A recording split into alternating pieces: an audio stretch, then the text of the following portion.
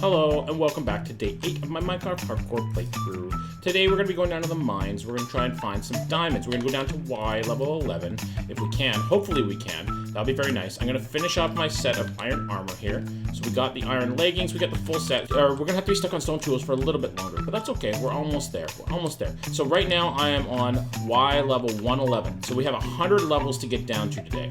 I started building my mine shaft down here, but it didn't quite work out. So I'm going to use this area down here as like a storage room slash like enchanting room eventually.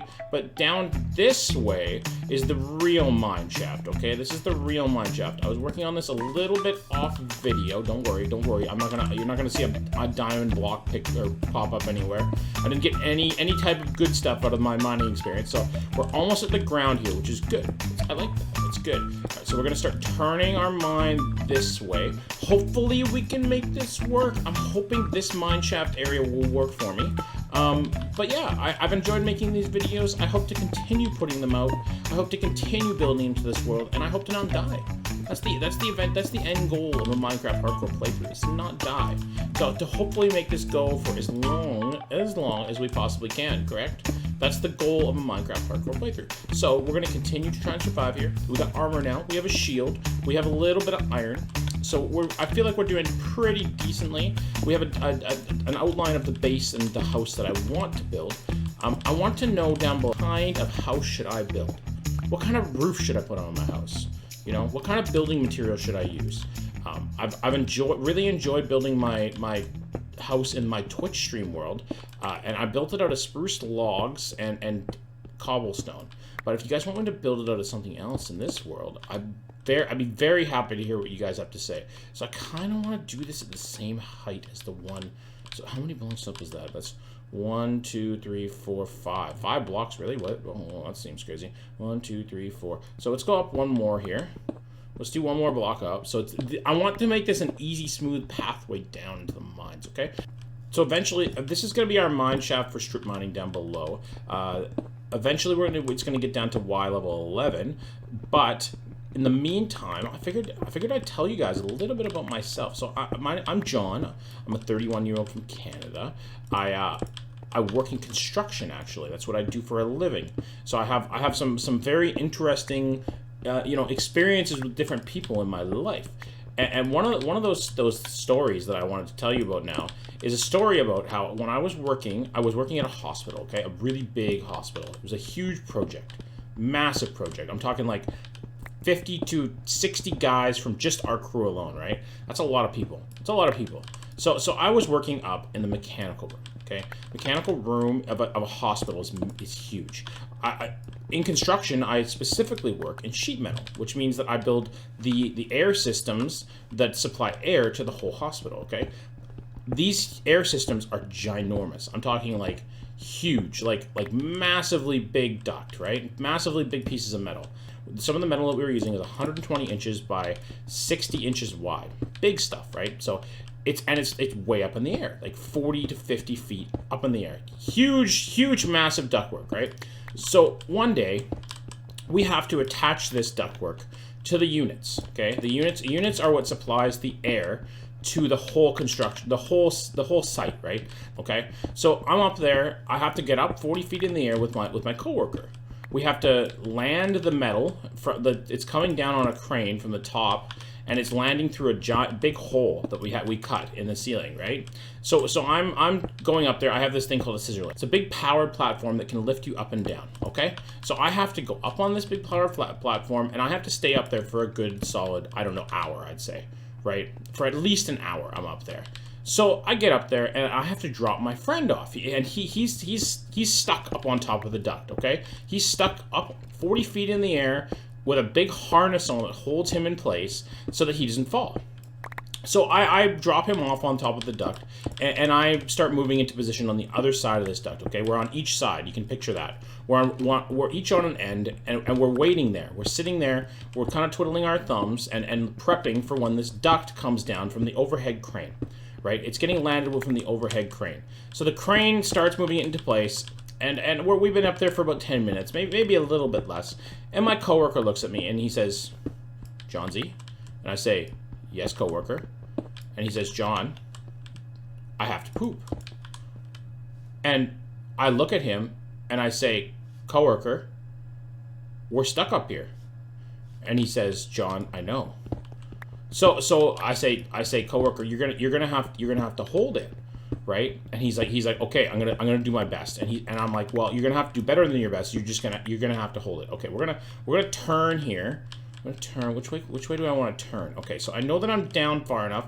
Maybe we'll make the turn back here. So anyways, back to the story here. My coworker is now struggling to hold back this poop, right? He's struggling to hold back this poop. And we're sitting up there. It's probably about a half an hour, maybe 40 minutes into the experience here. And my coworker looks at me again and he says, "Johnsy, I really have to go poop." So I'm like, okay, well, we're almost done here, right? We have to land this. We have no other option but to land this stuff right now. If we don't do it now, we're going to get in a lot of trouble, right? Our bosses are going to give us a lot of trouble.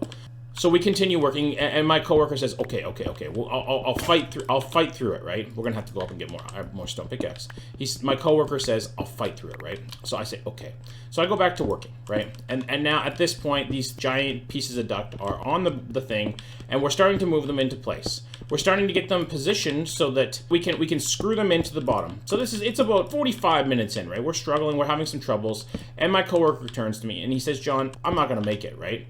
So at this point, I'm thinking, okay, this guy, if this guy doesn't go now, he's going to poop his pants. So I quickly finish up what I'm doing, and I yell out at my boss. I say, "Boss, okay? Boss, we have to come down." My coworker here really has to go to the bathroom. My boss looks up to me, he says, "No." And I say, "Pardon?" And he says, "No, he should have gone to the bathroom first." So my coworker, you can tell he's in pain, right? You could tell he's struggling. You could tell he's struggling to not poop himself.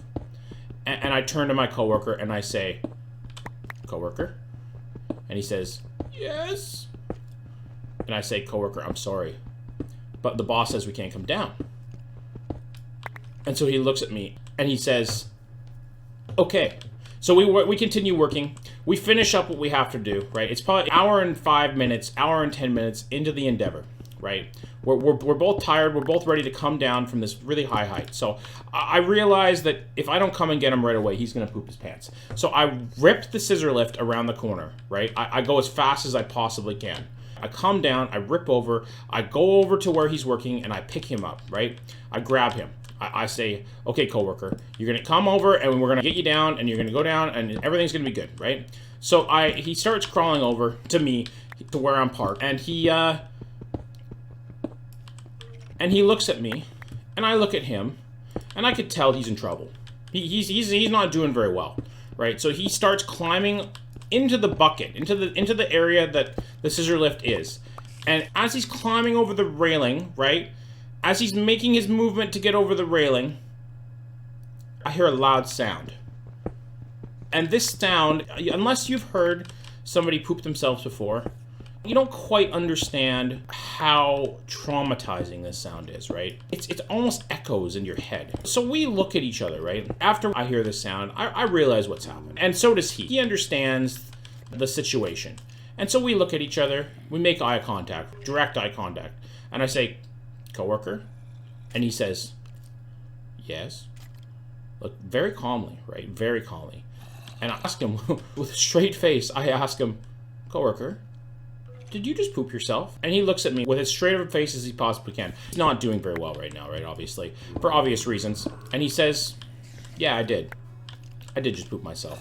And at this point, it's been probably a 30-second conversation. Into this conversation of us just kind of making eye contact and realizing what had happened. So at this point, the smell, you could smell it. It's in the air. And so I rip down and I try and go down as fast as I can and discreetly as possible. But at this point, the whole place knows what happened. It was very potent. The smell of it was very potent. So I rip down, and there's probably a solid 20 to 30 guys on this floor. work, right? Of not just our coworkers, but other coworkers, plumbers, electricians, you know, everybody, every type of worker you can think of. And they all know that this guy just pooped himself. I felt so bad for this guy. He ripped out of there as fast as he could down to the elevator. We have an elevator that runs up the side of the building, and it picks us up and stuff after lunch. And so he runs up to the elevator, and he goes down. As soon as he leaves, we all just start laughing, because what else are you gonna do, right? In a situation like that, when we know the guy has obviously pooped himself, and we know what happened, there's not really anything else that you can do, right? So he rips out of there, he goes down, he goes to the bathroom. This happened at about 8 or 9 a.m., right? It was very early in the day. About an hour to 2 hours later, the elevator comes up, and he comes back.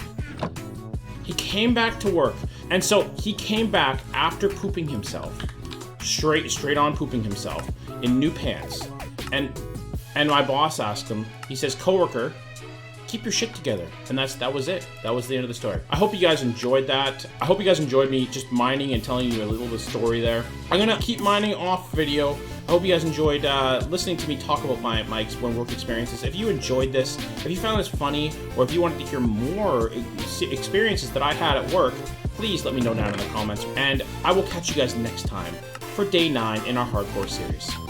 I hope you guys have a great day. I hope you guys have a great week. And I will see you guys next time. Thank you very much for watching. I appreciate it. Peace.